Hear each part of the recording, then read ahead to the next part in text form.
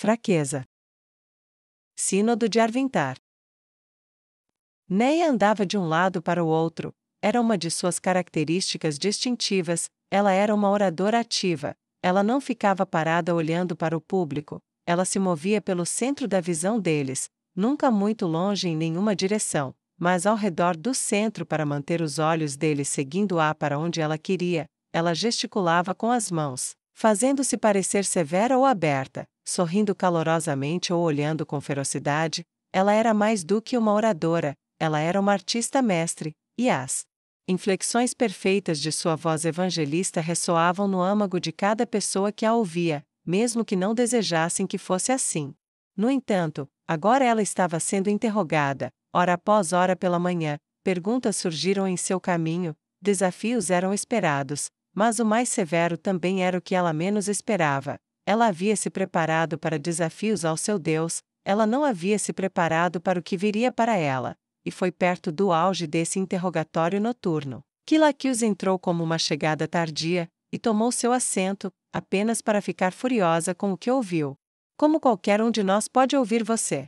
Você é apenas mais um açougueiro, um assassino, um bandido que abriu caminho por Prate, e matou todos em Vemark. O que você pode saber sobre deuses?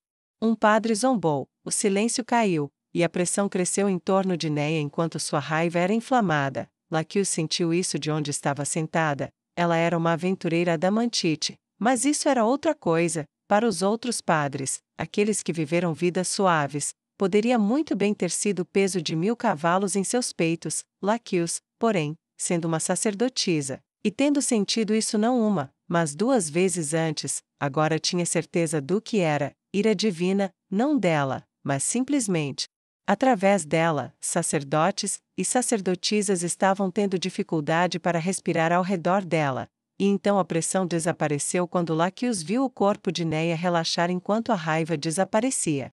Minhas ações, ela disse firmemente, foram as de um soldado e um guerreiro. Eu agi a serviço da própria vida, para preservar as vidas que eu podia. Minhas falhas são somente minhas, incluindo minha falha com os escravos de Vemark. É porque eu fiz essas coisas, não apesar delas, que eu posso, e devo falar, para que ninguém que viva depois da minha morte passe por isso novamente. Eu ajo a serviço do Divino hoje porque ele me arrancou dentre muitos, e depositou sua fé em mim assim como eu depositei minha fé nele. Eu não sou louca por sangue, e não tiro nenhuma vida que eu possa poupar. Agora, se você terminou de me atacar, vamos nos concentrar no assunto em questão. Neia disse com firmeza de ferro. Laqueus olhou feio para o padre que havia dito isso, e retrucou por conta própria: eu não estava em Prate, eu estava, no entanto, em Vemark. Aquela cidade merecia sua destruição. Eu vi o mal, eu vi crueldade, e carnificina mais vil, mas nunca algo tão bem organizado, tão completo, tão doentio, e distorcido, nem mesmo da obra de demônios. Aquela cidade merecia seu fim. Não me diga que não, não se você não estava lá, e se você estava lá, e não acha que ela merecia ser destruída, então você merece o mesmo destino que ela sofreu. A voz de Laqueus era de gelo, e qualquer discussão restante sobre o assunto foi silenciada. O interrogatório continuou, e Laqueus olhou para Neia com preocupação constante. Ela sabia muito bem que Neia estava fingindo ser forte, mas ela ainda era uma mulher profundamente perturbada. Scan havia confidenciado em particular, em segredo sacerdotal, que Neia acordava com pesadelos mais noites do que não, e o ato de amor delas mais de uma vez pareceu mais um desespero frenético nascido de algo diferente do simples desejo, como se pudesse fazê-la esquecer, uma vaga estava reservada para ela. Em um lugar de tratamento e recuperação, mas mesmo com a intervenção de Laqueus e César, ela se recusou a ir até que esse assunto fosse resolvido, e lá embaixo, ela sentia o quão crua Neia ainda estava por tudo que tinha visto e feito. Mas Neia continuou, e finalmente, quando o assunto mudou para a generosidade entre os divinos, Neia começou a recitar seu texto. O livro da generosidade. LG 1.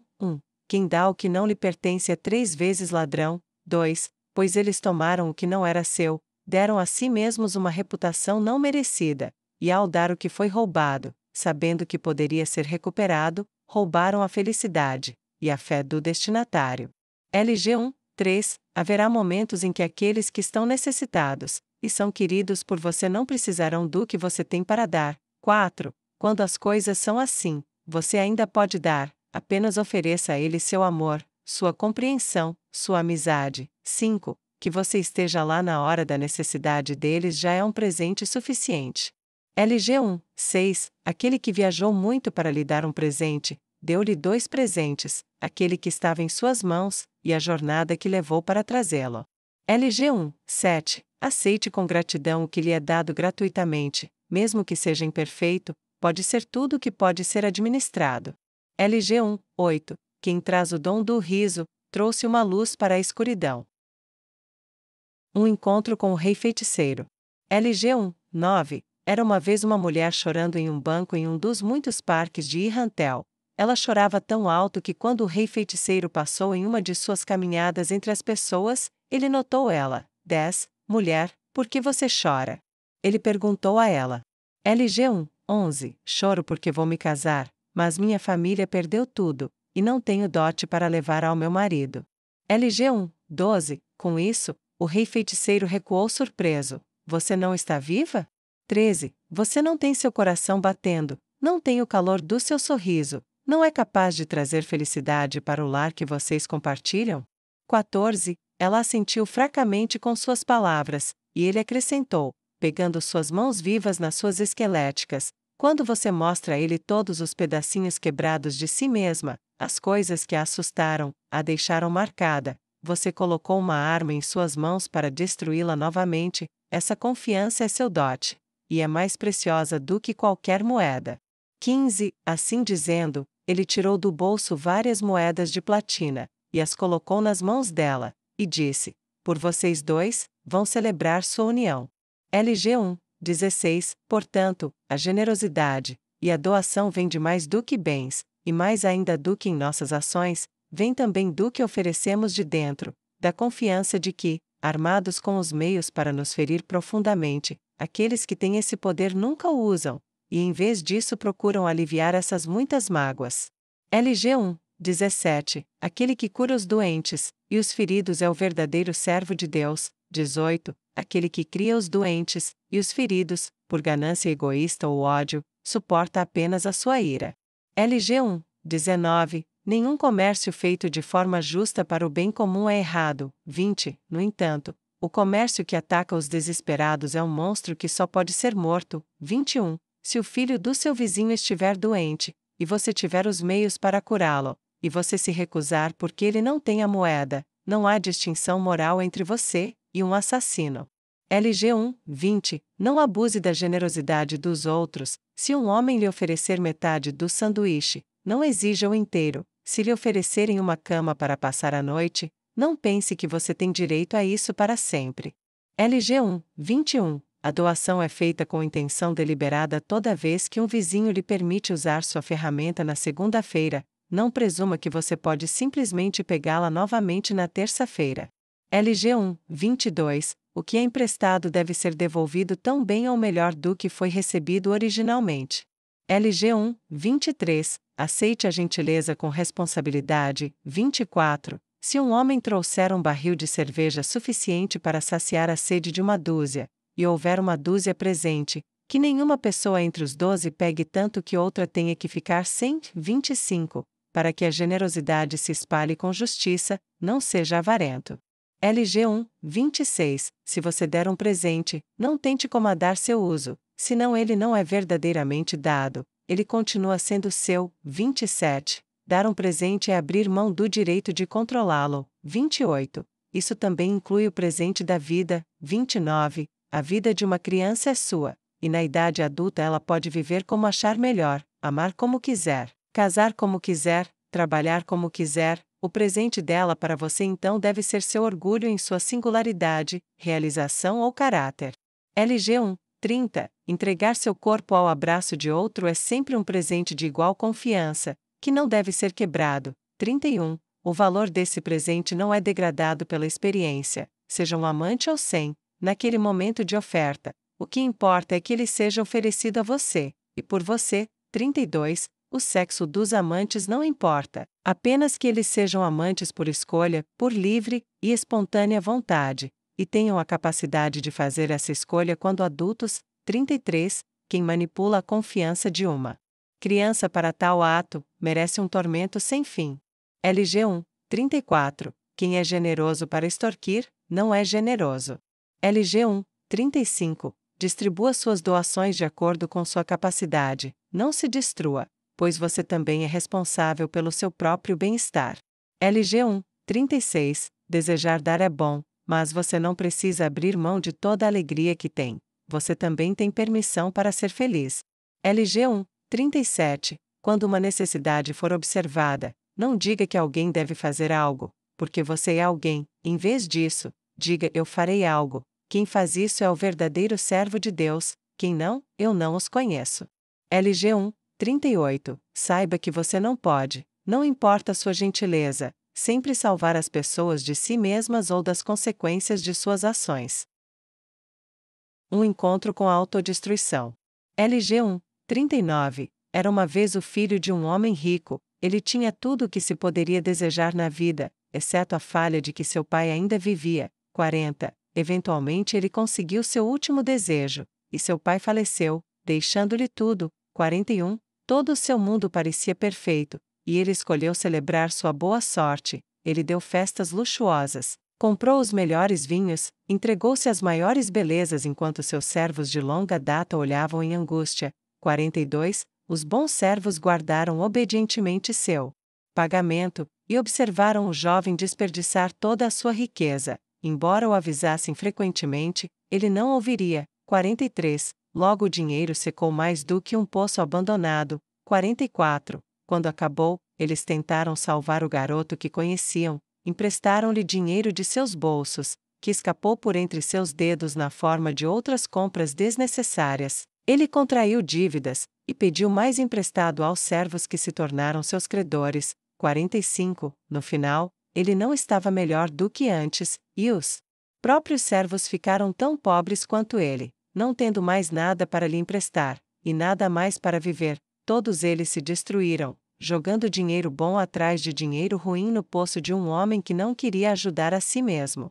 LG 46. Portanto, ajudar os desamparados pode ser chamado de bom, enquanto ajudar aqueles que não querem ajudar a si mesmos, e que só querem tirar mais, sem nunca procurar mudar os meios pelos quais vivem, pode ser chamado de loucura.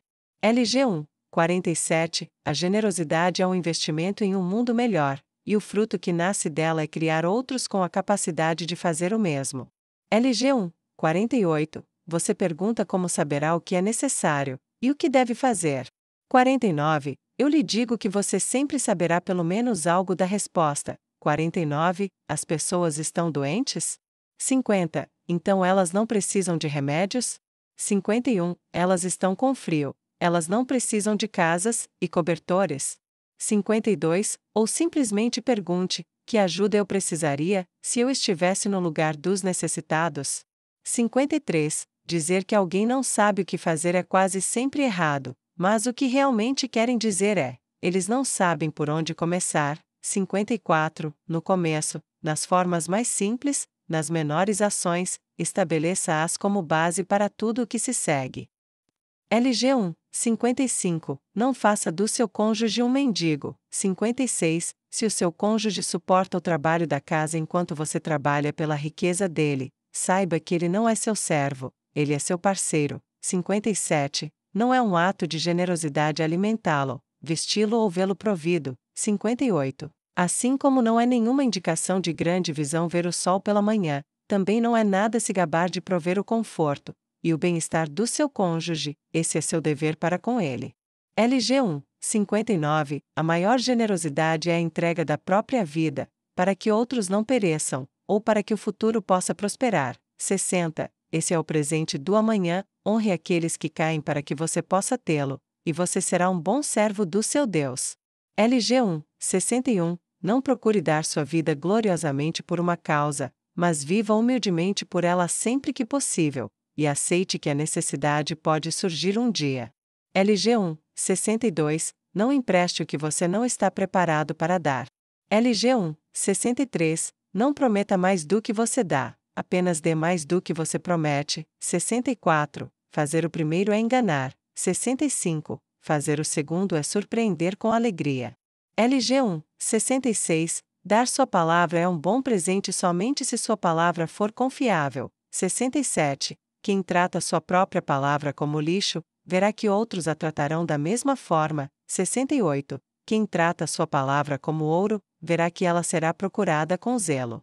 LG1, 69. A generosidade para com os despreparados pode ser destrutiva, mas deve ser temperada com razão. 70. Dar a uma criança tudo o que ela pede, mas negligenciar ensiná-la, colocará uma víbora no peito de sua casa e de sua comunidade. 71. Portanto, modere seu desejo de ser generoso com sua necessidade de ser disciplinado, e de transmitir disciplina e um senso de obrigação comunitária.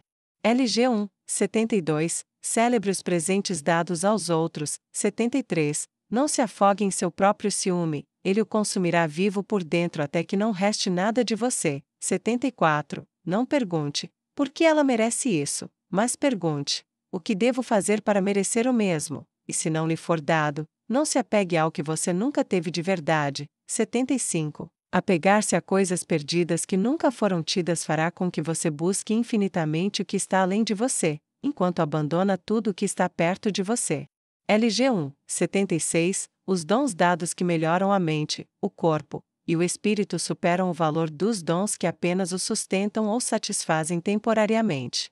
LG1, 77. Generosidade não compra amor. Você não pode subornar para conquistar o coração de outra pessoa, e é um insulto até mesmo tentar.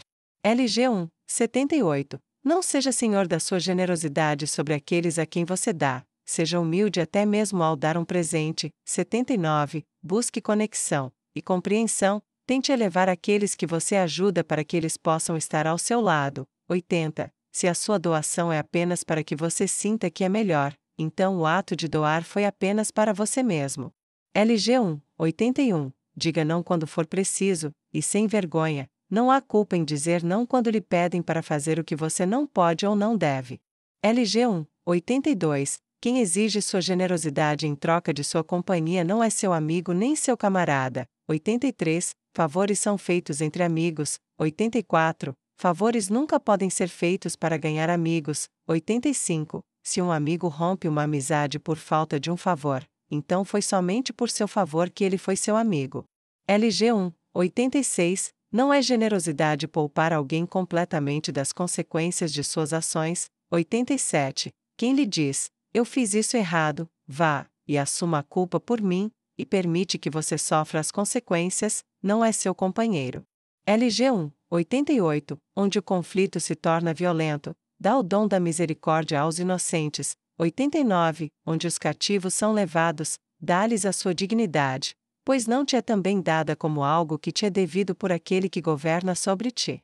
LG1, 90. Mesmo na punição, a generosidade não precisa morrer. 91. Ensine pelo exemplo, pois o transgressor que não foi longe demais pode voltar e recuperar seu lugar na comunidade. 92. Quem é ensinado a viver, chegará aos meios para ajudar os outros a fazerem o mesmo. 93. Quem é punido, e não é ensinado nada sobre como viver, precisará ser punido novamente. 94. Quem é degradado como um mero animal pela punição, e não recebe o dom da dignidade de viver, se tornará um animal por sua vez, e seu abuso retornará para assombrá-lo.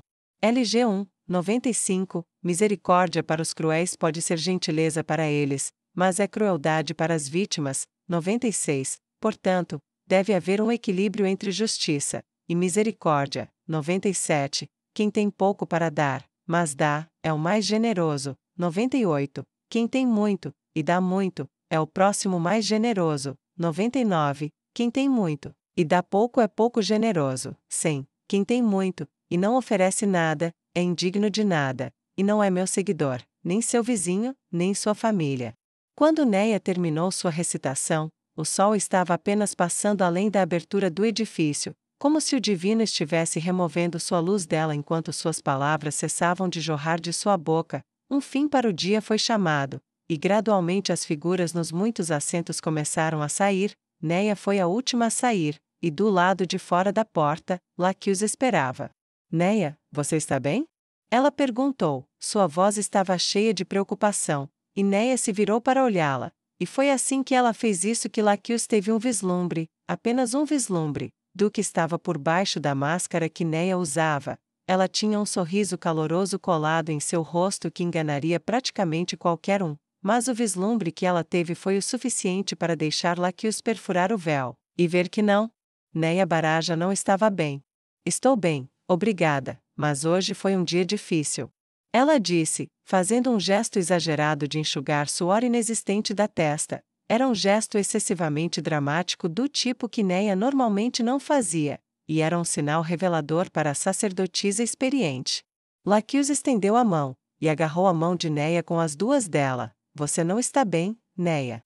Ela disse em uma voz baixa e urgente, eles te pegaram lá dentro, eu senti o poder dele passar por você.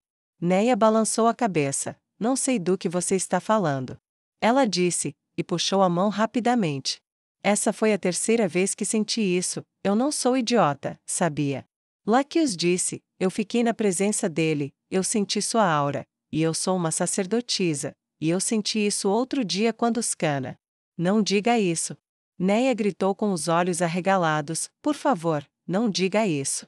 Seus punhos se fecharam com força, e ela fechou os olhos o mais forte que pôde. Por favor, só não diga isso, eu não quero pensar sobre isso, eu não consigo pensar sobre isso.